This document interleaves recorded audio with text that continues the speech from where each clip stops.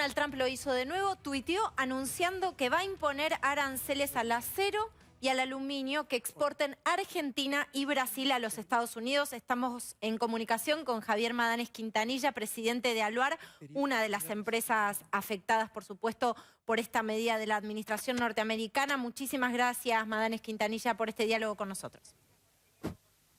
No, muchas gracias a ustedes por darnos este espacio para clarificar las cosas frente a la sociedad. Bueno, lo primero, para tomar dimensión del impacto que puede tener esta medida, ¿esto golpea a la industria prácticamente en su línea de flotación para la Argentina?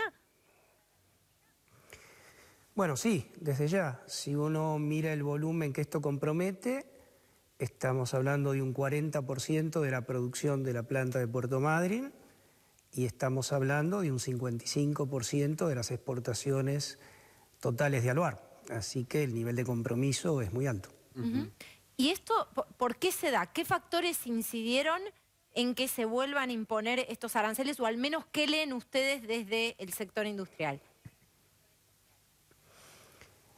A ver, cuando uno lee el mensaje que hoy envía el presidente Trump, la explicación que él plantea es una explicación, bueno, a nuestro entender, poco sólida, porque francamente no vemos qué incidencia negativa pueda tener el actual tratamiento arancelario en Estados Unidos con respecto a los agricultores americanos, pero para nosotros es mucho más claro que esto forma parte de algo que ya viene desde hace tiempo dándose, que es una situación de guerra comercial en el mundo y forma parte de un problema geopolítico de una magnitud mucho mayor a la de un simple problema doméstico en Estados Unidos. De alguna forma, porque esta medida también se extiende a Brasil, país que se vería incluso más afectado que la Argentina por el volumen de exportación que tiene Brasil y por el impacto que tienen las exportaciones de acero desde Brasil en los Estados Unidos, ¿no? Este sería uno de los países, de los dos países quizás el más afectado en términos quizás netos, ¿no? ¿Ustedes le adjudican esto a alguna falla de la actual gestión o es quizás un mensaje para la nueva gestión de gobierno en la Argentina? Bueno, a ver, son varias preguntas en una. Vamos por partes. En cuanto al tema de la gestión que se ha tenido hasta el momento, yo hoy he tenido una actitud bastante crítica de la gestión oficial, fundamentalmente en el transcurso de los últimos 2 años. En la primera etapa de gestión de este gobierno, las cosas se manejaron en materia de política exterior con un horizonte mucho más definido. Yo diría que a partir de un cierto momento hubo un relajamiento en el tema de los acuerdos internacionales, sobre todo en el marco de una situación como la que describí antes, ¿no? De una guerra comercial que en realidad está disfrazando un problema geopolítico de una gran magnitud. Así que me parece, para decirlo en términos campechanos, que de 2 años a esta parte, en cuanto al tema política exterior en el área comercial, nos quedamos dormidos. El segundo factor que es importante relacionar es que la política exterior, y especialmente la política exterior en lo que respecta al área comercial, no puede jamás estar divorciada de los lineamientos de la política económica interna. Y esto quedó muy vulnerado durante los últimos al menos 2 años de gestión y tremendamente magnificado a partir de septiembre del 2018, cuando se estableció un programa para poder llegar al traspaso de gobierno de una manera suave, pero no se tuvo en cuenta las circunstancias reales en las cuales estaba operando la economía y se terminó profundizando terriblemente la recesión. ¿Qué quiero decir con esto? Uno tiene que de alguna manera vincular los dos temas. porque pretender que uno está inmerso en una guerra comercial sin tener herramientas para defenderse de esa guerra frente a los sectores internacionales es de una gran ingenuidad. Esto no se trabajó en los últimos 2 años y hoy se da algo muy curioso que para una explicación simple me parece que es muy ilustrativa. Fíjense ustedes, hoy Estados Unidos está planteando un esquema de aranceles a las importaciones, mientras los argentinos estamos temerosos, o al menos cuestionando, debatiendo, tratando de analizar qué modelo de retenciones adicionales van a existir durante los primeros meses de la próxima gestión. Y esto me parece que es una ceguera que nos puede traer consecuencias gravísimas. Lo que quiero decir con esto es, ¿qué tipo de país estamos pensando? ¿Un país para cuántos millones de habitantes? Porque el modelo al que vamos dirigido, si no revertimos rápidamente esta tendencia, es un modelo donde sobra la mitad de la población argentina. Wow. ¿Qué tal, Maganes Quintanilla, Nicolás Uñas? Que un gusto. O sea que tampoco... Buenas tardes, Nicolás. Buenas tardes. No está, es crítico de la gestión Macri, no tiene alguna esperanza del programa económico de Alberto Fernández. No. Yo respecto al programa económico eventual de Alberto Fernández, mal puedo opinar. En primer lugar, quiero aclarar que no lo conozco personalmente a Alberto Fernández. Hoy no está definido su gabinete, ni está definido el equipo que acompaña eventualmente a los futuros integrantes del gabinete, y mucho menos está clarificada los lineamientos de la gestión económica o la gestión en política exterior que el próximo gobierno pueda tener. Así que realmente sería un irresponsable si hoy opinara sobre lo que va a ocurrir del martes en adelante, ¿no? Francamente no tengo elementos de información para poder opinar. Ahora, ¿esto cómo afecta al lugar? Ustedes están pensando en un nuevo plan de gestión para adelante, podría haber despidos en la empresa. ¿Cómo ve el futuro de su compañía después de este anuncio que es bastante sorpresivo? Bueno, primero quiero aclarar que de sorpresivo esto tiene poco. O sea, esto era bastante predecible, que la situación de statu quo que se logró 2 años atrás con un acuerdo temporal en materia arancelaria con Estados Unidos no era para toda la eternidad, era una cuestión bastante previsible y sobre la que hubo que haber trabajado de otra forma. Si en algo quiere interpretarse mis comentarios como una crítica a la gestión de gobierno, yo creo que esa es la principal crítica que yo formulo. Ahora bien, hablar de números en este momento me parece muy imprudente. Yo explicaba hoy el 55% de nuestras exportaciones son vulnerables, se pueden hacer distintos ejercicios, podemos, digamos, hacer esfuerzos en todas las líneas de acción posibles. Lo que pasa es que es un poco desesperanzador tener que periódicamente empezar de nuevo después de haber trabajado fuertemente en conquistar mercados, en marcar una presencia, marcar un nombre, en tener una preferencia. No quiero ser negativo en esto, lo que digo, hemos marcadamente perdido el tiempo. Y por otro lado, lo primero que me refería, la política exterior está directamente vinculada a la política económica interior de un país.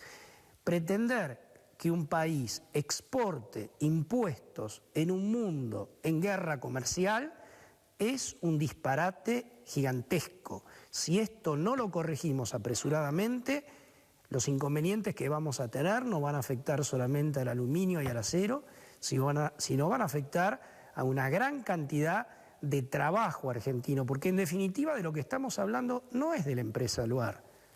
En definitiva de lo que estamos hablando es del trabajo de la gente. Y por eso es que digo que en un modelo de país distinto sobran 20 millones de personas.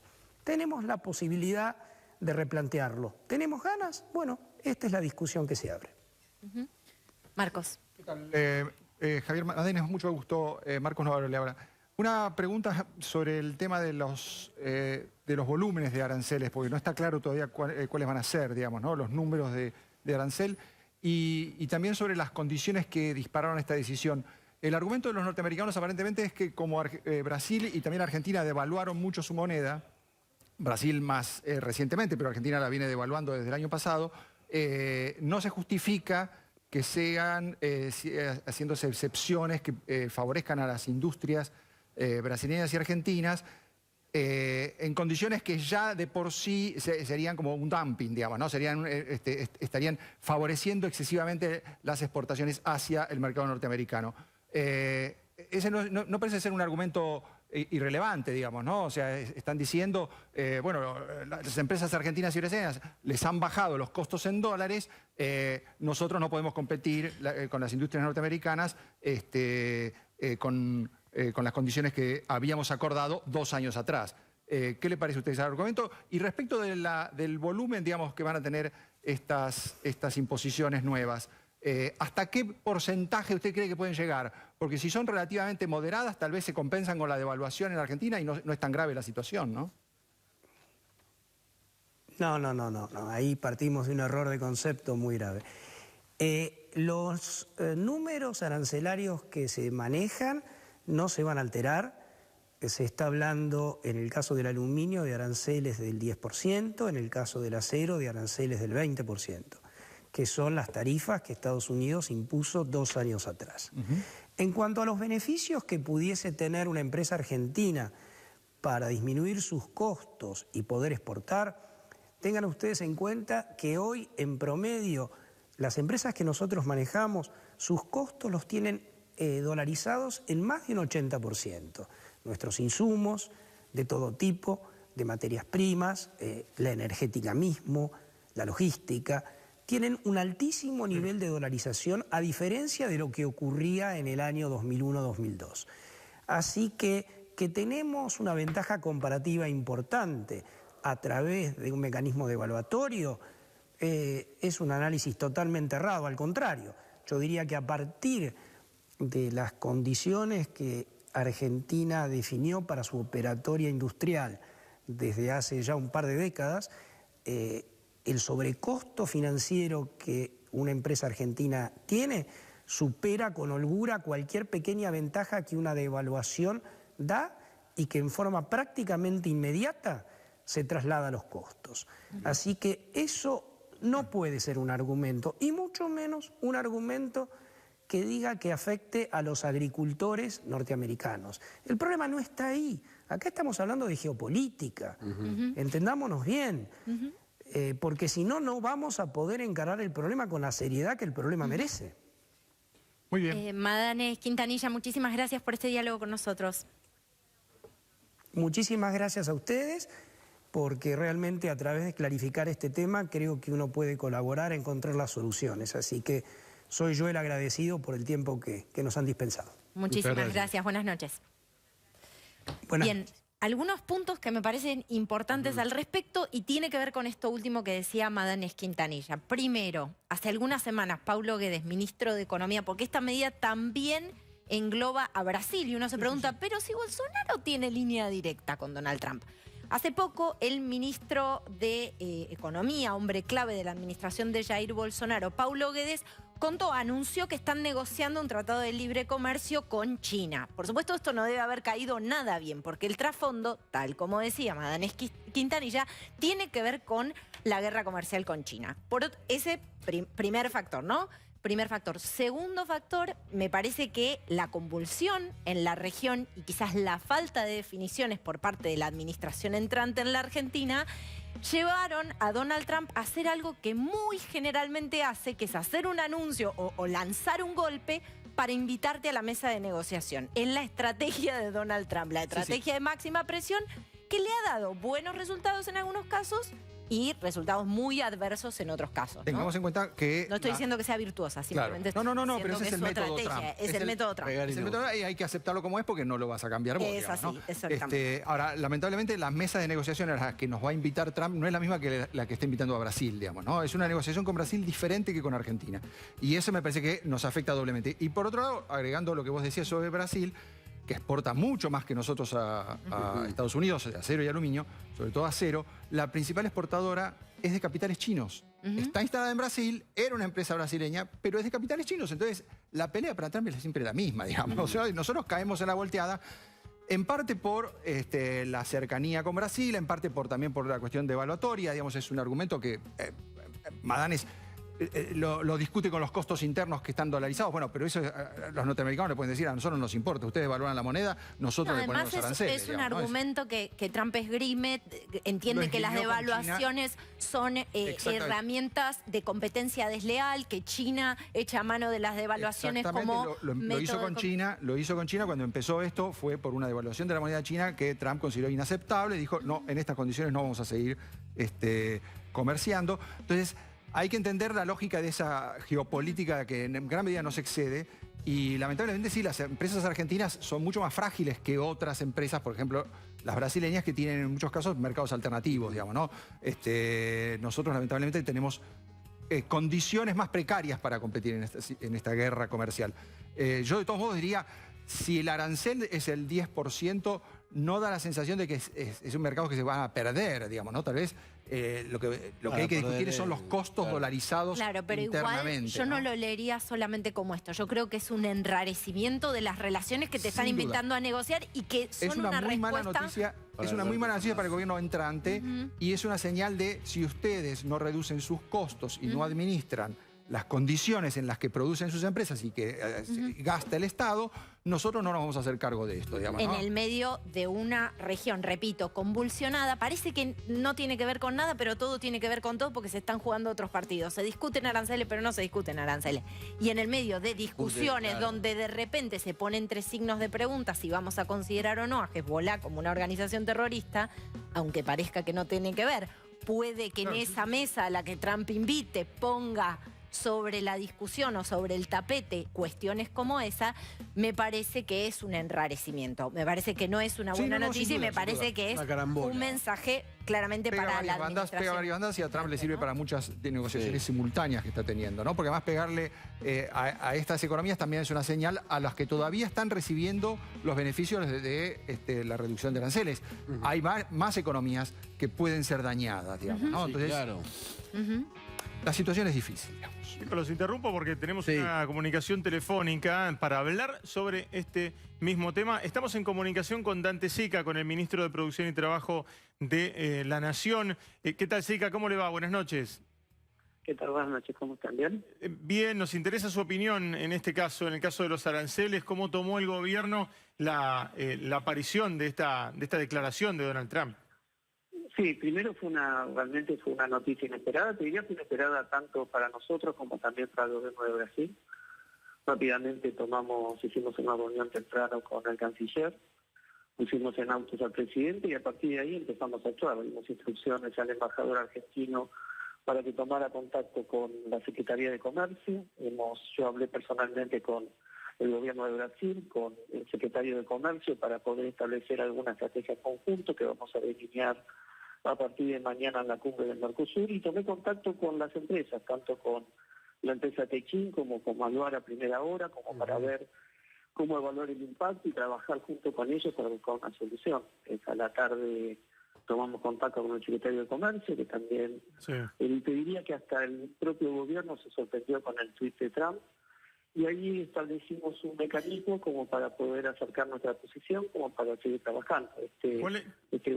¿Cuál es el objetivo de los próximos? Porque, bueno, son el gobierno saliente, quedan pocos días de gobierno. ¿Cuál es el objetivo que ustedes se plantean para estos pocos días que quedan frente a esta negociación que, bueno, evidentemente... Primero el objetivo que tenemos, seguimos siendo gobierno hasta el 10 de diciembre, por lo tanto, ante esta situación es instrumentar todos los mecanismos administrativos a fin de poder abrir una etapa de negociación para no perder este acuerdo que habíamos logrado. Nosotros, y en eso estoy bastante en desacuerdo con las declaraciones del empresario Javier Madane.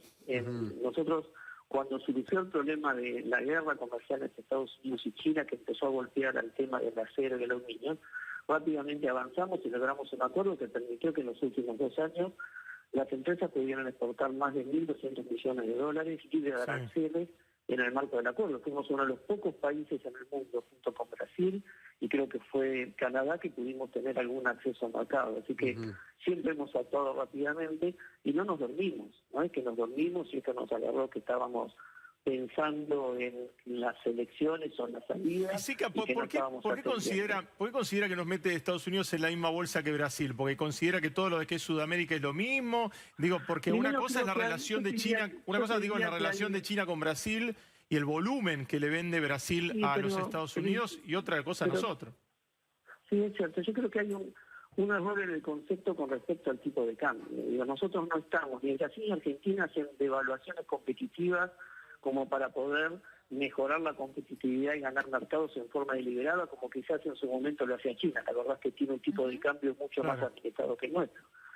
Nuestras monedas, te diría, que flotan, y flotan también en función muchas veces de las pujas comerciales entre China y Estados Unidos, que provocan movimientos de la moneda, que nuestras monedas terminan de alguna manera absorbiendo. Así que no es que en forma deliberada Brasil o Argentina hemos tomado la decisión de devaluar a fin de mejorar la competitividad, como él acusa, o mejorar la competitividad de nuestro sector agropecuario, y nos pega, entre comillas, para compensar por el lado del acero y la aluminio. Entonces, en ese sentido me parece que lo que nosotros queremos explicar es que también acá no hay un comportamiento deliberado no es una devaluación competitiva para poder sacar un provecho en algunos de los sectores. Nuestras monedas fluctúan, tenemos tipos de cambio libre, fluctúan ante el movimiento internacional, y por otro lado, el mercado de acero y la aluminio son mercados importantes, y nosotros estamos defendiendo exportaciones importantes en un mercado que para Estados Unidos, cuando vos mirás la dimensión de nuestras exportaciones, tiene un impacto relativamente pequeño. Claro, es menos del 1%, ¿no?